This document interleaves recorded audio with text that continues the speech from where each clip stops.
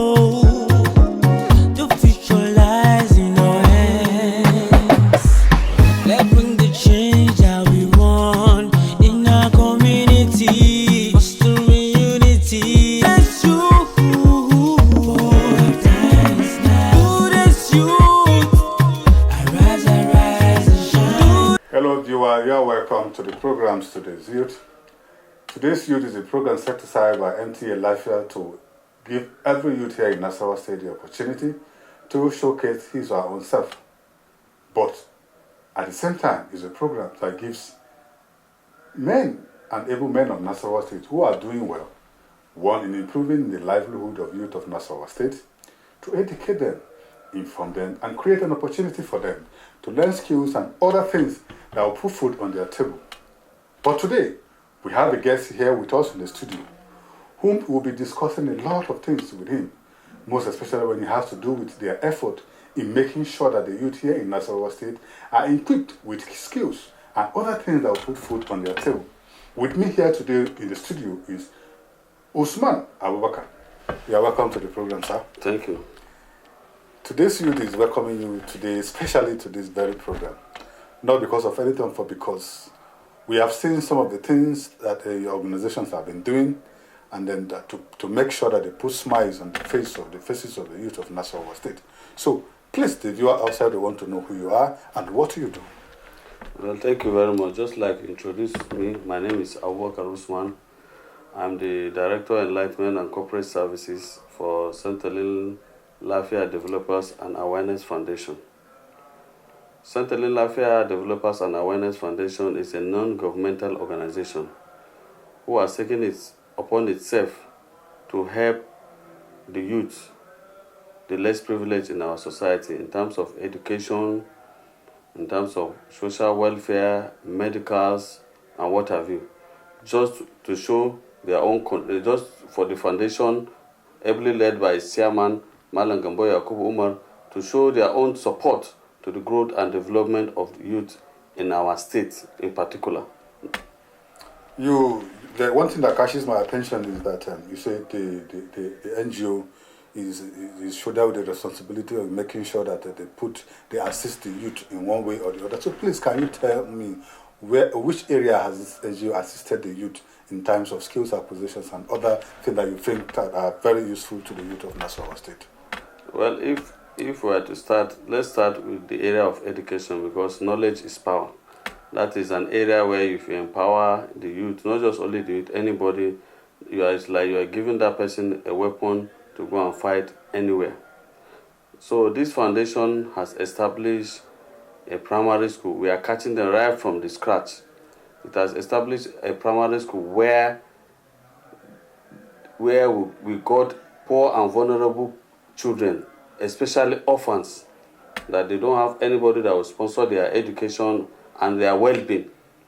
We put them in a school, and there are over 200, these peoples, and this school is owned by this foundation. The staff and everything about the school is being run by this foundation.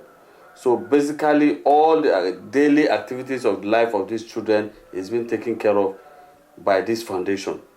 So this is not the type of scholarship that you will see or hear on radio or television.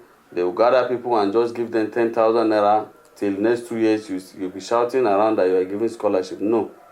When you take a child from scratch, you put him in school, his well-being and welfare, not just paying of scholarship, not just paying the school fees, you now say you are giving scholarship.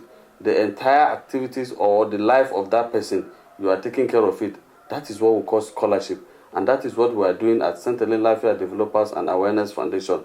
That aside, apart from those in that school, just of recent, about 2 months ago, the foundation again picked some children from the whole local government of our local government, picked them from various levels, paid their school fees from primary 1 to primary 6, secondary level, like that. And for some years now, we have been paying WAEC fees and NECO fees to a lot of countless number of youth who have finished this secondary school, don't even have the fees to pay for this WAEC. The foundation has paid for them, and they have gone to register. Those that are passed, recently we also registered them in this just concluded JAMB registration. So this is one aspect of youth empowerment or youth upliftment that this foundation is seriously holding on to and is seriously looking at to contribute its own quota to development of this youth in our society, so that at the end of the day we will not have an army of youths who are just ignorant or are not knowledgeable or don't know what they are doing. So that is the aspect of direct education. So I see that you engage in skills acquisitions as well. So can you tell me in which area of skills do you assist the youth to learn in order to be self-reliant? Well, in Lafayette here, we have just concluded arrangement to build a skills acquisition center. We have gotten the architect, he has done the design. This is where we are going to be bringing youth, not just skills acquisition, we are going to be bringing professionals that will be training people on leadership. You know, it's not just about skills or going to school. Some people will have the knowledge, but when you give them certain leadership position, they will see them misbehaving or failing. So this skills acquisition center is going to be all encompassing. It's going to cover a lot of things that will make a youth be a responsible citizen that will be able to lead people. If you are into, let's say, camera work now, for instance, or camera repairs, if we train you on that, you should be able to have a mini SME camera workshop that you also have in the near future where people will come and learn. If you don't have that requisite leadership skills, you will not be able to also manage people. Yeah. So skills acquisition is not just to come and teach somebody how to dismantle any device or gadget or how to fix any appliance. No, if you know how to do that, you also need that skills or that leadership that you'll be able to assemble people to also train them. So this institution that we are planning, already we have been doing that on a small scale. We send people to other places to go and learn all these skills. But the foundation is growing now that it wants to establish its own skills acquisition center here in Lafayette. And preparation is ongoing. Since we have done the design, we have secured the plot where this building is going to be erected. So I think for that, it is a work in progress. You say you send, while working towards opening your own skills acquisition center, you send some of these youths to the available skills acquisition center here in Nasarawa State, especially the one here in Lafayette and others. So when you send these young people to learn these skills, how do you monitor them to ensure that they don't just only go there to learn these skills, but they put these skills into practice? You see, even the area of education where we give scholarship, when we select children, we pay your school fees, maybe just 1 to 3 or SS1 to 3 or junior secondary school or senior secondary school. We don't just select you and just pay your school. We will discover that there are people that if they are not forced to study, they will not study. There are people that if you pay their school fees, they will not, even if they go, they will not study. So one of the strategies we adopted is that once we select you, there is a bond form, there is a guarantor form that you must be in that school and you must deliver, you must go and learn. So we have all that strategy in all our aspect of human assistance that we do. So also in that area of skills, because in that area of skills, if we are sending people to other skills acquisition center, you should know that we are giving them that message that tomorrow when our skills acquisition center will be available, we will be calling you to come and train other people that will be recruiting. So it's like we are training the trainees right now to other skills acquisition center, so that by the time ours is ready, with this set of people. So if you go there, if you don't do what is expected of you, I'm afraid we are going to ask you a question and it will come with some implications. So, and I believe anybody that is serious about life, when you are given this opportunity, you should utilize it.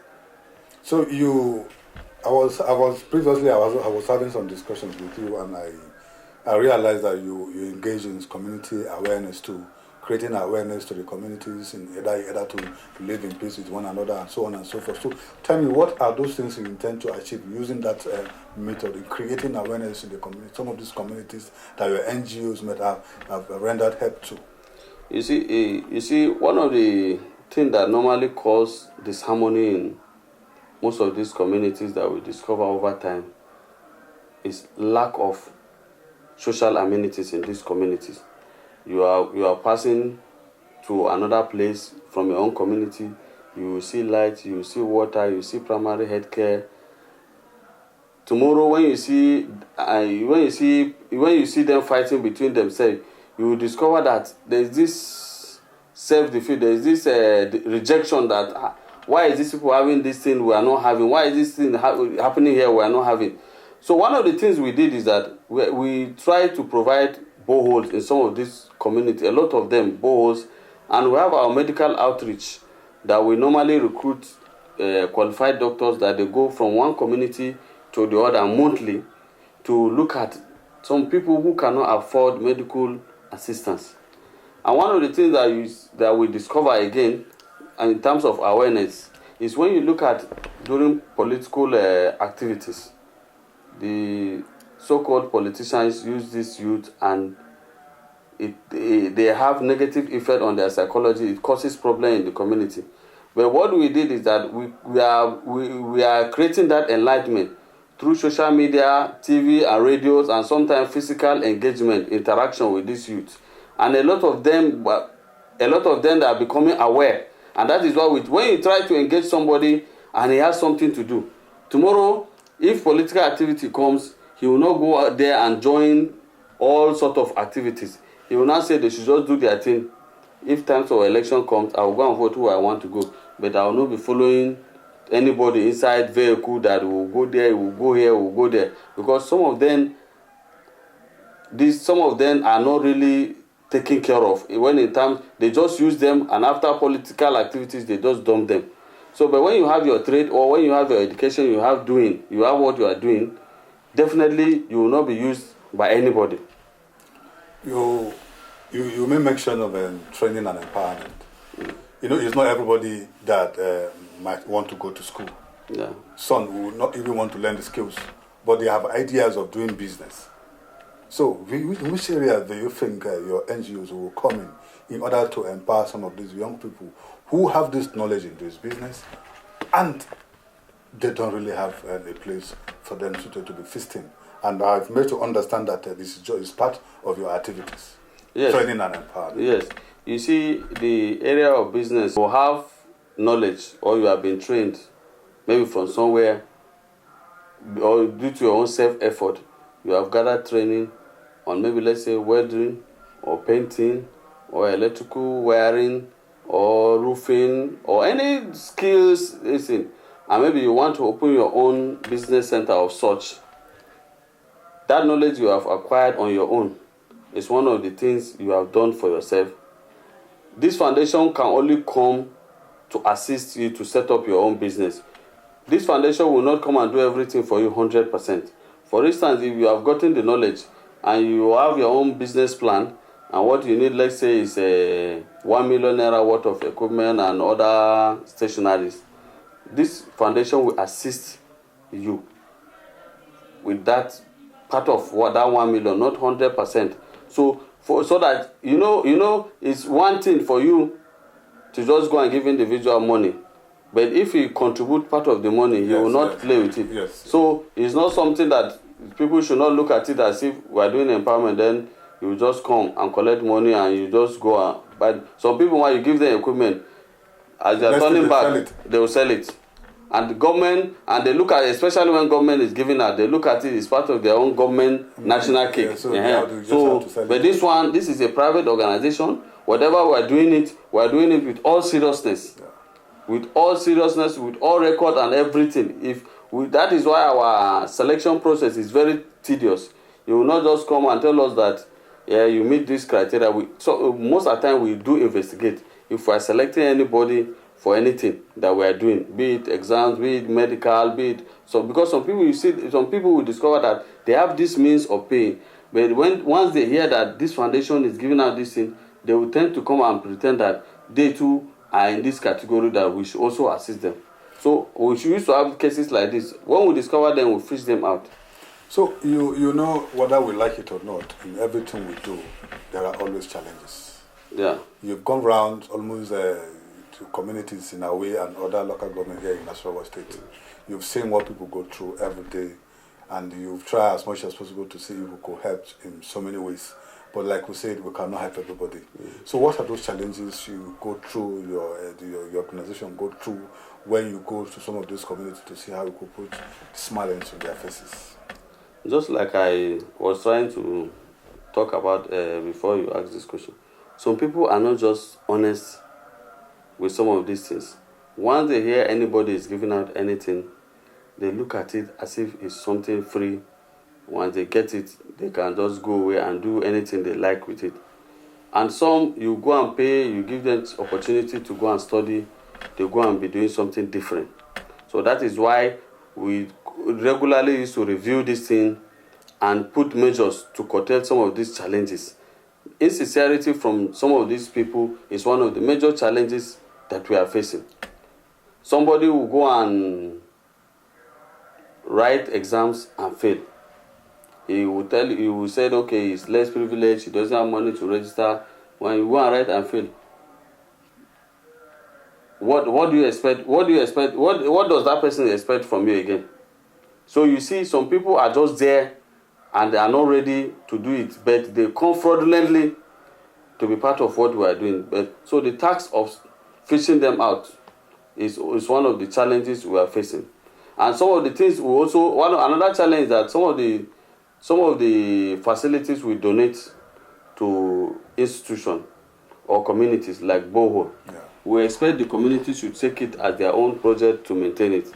But sometimes these same people will call you that this thing is having this problem. They still want you to fix it. They still want you to fix it. I remember there was a time we were giving jam. We were buying jam forms, we were selecting around schools. A principal was given the names of his children.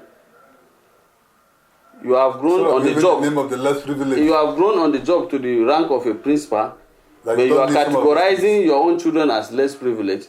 How much is this jam form? It's just 6,000 plus. And you are saying you can't pay for it. There was a time we were distributing exercise books, 10,000 in each local government. People that don't need it were struggling to get it. So, and if you are going to follow some of these challenges, you'll be discouraged. But we have put it upon ourselves that we will not be discouraged, we will not be deterred. Whatever we are going to face, we are going to face it, and we are going to continue to do what we intended to do for the communities. Like, what are some of these challenges you've encountered during your carrying out your activities in some of these communities, like you said, and at the end of the day, you are able to have tackled them and you solve some of their problems, especially to the borehole issue. When you mentioned that, I know it happened in so many places, even the borehole provided by the government. At times you don't really wait for the government to come to maintain some of these things for you. They have provided this thing for you. All you just need to do is, to take care of them. They can tax themselves, contribute money, and fix some of these boreholes to ensure that the same people who have made it upon themselves to provide some of these items for them, they don't really wait for you to come and fix them. But now, in the area of youth, some of them have been assisted. Some have written JAM. Some are either waiting for admissions.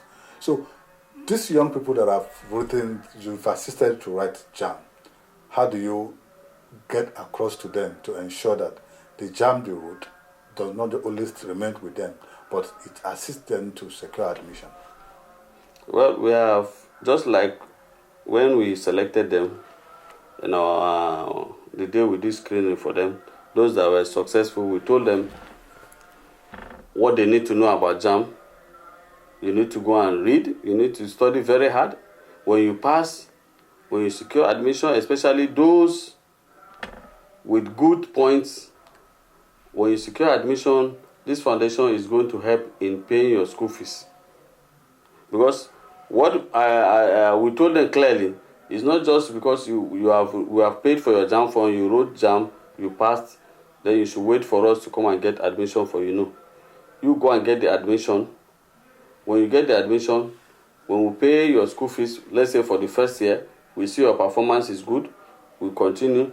If you are dropping your performance, then something is wrong. Because we will not just be taking care of this responsibility while you are not doing your own aspect of your own responsibility.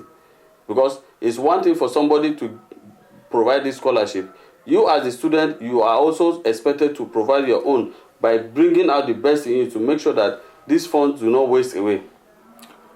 So, what are your targets? What are you targeting at?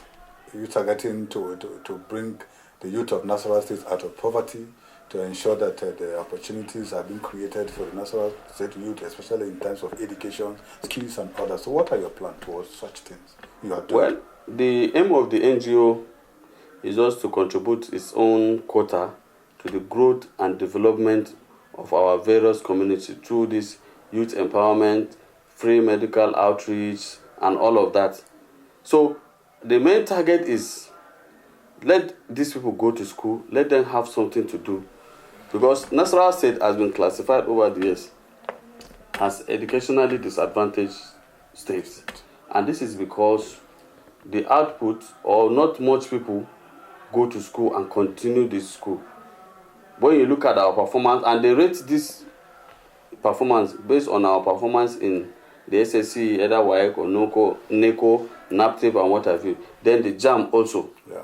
So that is why we are concentrating on that angle, to change that narrative that we are educationally disadvantaged state. We want to grow this youth. We want to contribute to our to education, so that tomorrow, if they are talking about the best in the national examination at the national level, the best in any area of field of Nasarawa State should be mentioned, and that is why we are putting even those that we sponsor for this JAM. We told them that we want to see a situation whereby the best JAM student is among the persons that we sponsor in this JAM. So they should go and study. If they recognize, if you emerge the best, the sky will be a starting point. You get scholarship from this foundation and from other well-meaning Nigerians. So it is basically to contribute to development of education, youth empowerment, women empowerment, health, and other aspects of human endeavor. So finally, what would be your advice to young people who have learned some of these things from you, have benefited from these things from you, and the communities who have as well benefited some of these things from your organizations, and so on and so forth? Well, what we have done so far, appreciation from different angles keep coming in. That is to us what we are doing. We are succeeding, and I want to assure them that we will continue to do more. So long as we are getting positive results from these communities, we will continue to do more, because we have a target. We have a target in the near future to grow this foundation to be a national foundation, not just within the state. That is, our area of coverage will be Nigeria and even beyond. But at the point, we are starting it from Nasarawa State. So in the near future, we are hoping that we will grow beyond Nasarawa State. In the near future, they are hoping that they grow beyond Nasarawa State. He has said it all. To some of these communities that some of these items, especially the bowls and others, have been provided to you, it's very important that you take care of these things, because they are for your own benefit, not for them, because on their own part, they have done their part. It is not left for you to do your part. So, sir, you are welcome to the program. We hope when next time we call on you, you'll be available for us. My pleasure. Thank you. You are welcome. Thank you. I am your host, Ocheme Sunday, saying, see you again next week with another episode of the program. Bye-bye.